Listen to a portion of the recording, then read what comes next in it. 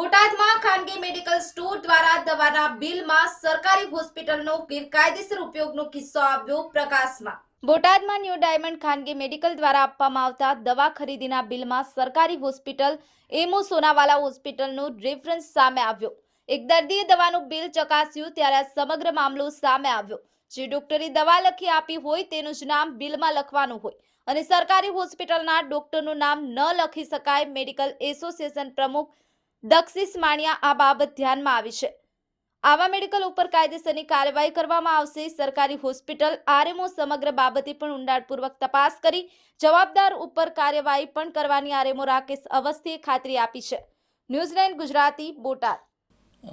બિલની અંદર જનરલી જે દર્દી દવા લેવા આવતું હોય છે એના પ્રિસ્ક્રિપ્શન ઉપર જે ડૉક્ટરોનું નામ હોય છે એને એઝ અ રેફરન્સ અમે જનરલી તે ડૉક્ટરના નામ લખતા હોઈએ છીએ। જો એ દવા સોનાવાલાના કોઈ ડૉક્ટરે કે મેડિકલ ઓફિસરે સજેસ્ટ કરેલી હોય તો ત્યાં લખી શકાય છે, એમાં કોઈ ઓલું નથી।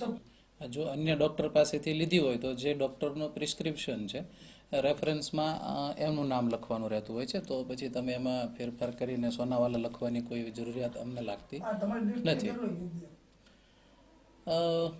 આમ તો જે ડૉક્ટરનું બતાવેલું છે એ ડૉક્ટરનું લખવું એ અમારા ગાઈડલાઈન જે છે એ પ્રમાણે એ લખવું જરૂરી છે, પણ હવે એમને કયા સંજોગોમાં લખ્યું છે એ પાછો અમને ખ્યાલ નથી કે કેમ છે। જનરલી મેં કીધું એમ કે જે ડૉક્ટરને તમે બતાવ્યું હોય ને જેનું પ્રિસ્ક્રિપ્શન હોય એનું ત્યાં નામ રેફરન્સમાં લખાતું હોય છે। સોનાવાલા મેડિકલ ઓફિસરને અમે સંપર્ક કર્યો છે, એમની સાથે પણ આ બાબતમાં અમે ડિસ્કસ વાત કરી છે। એનું એવું કહેવાનું છે અમે આ પ્રકારના ક્યારેય કોઈ રેફરન્સ આપતા નથી।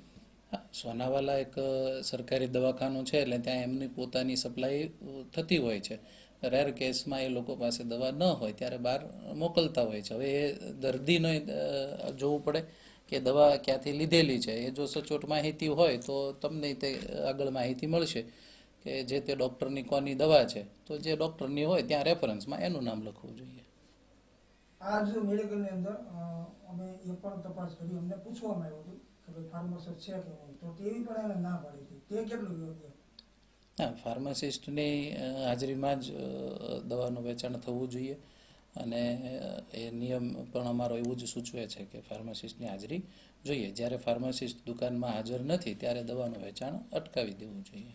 એસોસિએશન દ્વારા આ જે મુદ્દો ધ્યાનમાં આવ્યો છે આપને, એને લઈને આપ દ્વારા કોઈ આની કાર્યવાહી કે કંઈ કરવામાં આવશે?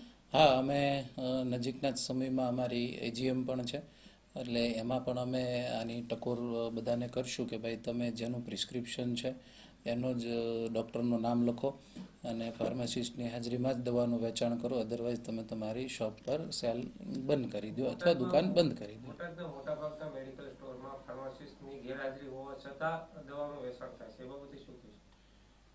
હવે એવું તો અમારે જનરલી બહુ ઓછું ધ્યાનમાં હોય છે, પણ જનરલી જ્યારે એવું બનતું હોય છે ત્યારે વેપાર એ લોકોએ બંધ કરી દેવો જોઈએ। छोटी बात से नहीं होगा चाहिए, ये अपनी मनमर्जी से करे છે, એવા કોઈ સરકારી આર્ડર નથી અને કોઈ મેડિકલ ઓફિસર રીતે બહાર પ્રિસ્ક્રિપ્શન કરતા બી નથી, કેમ કે સોનાવાલા હોસ્પિટલના કેમ્પસમાં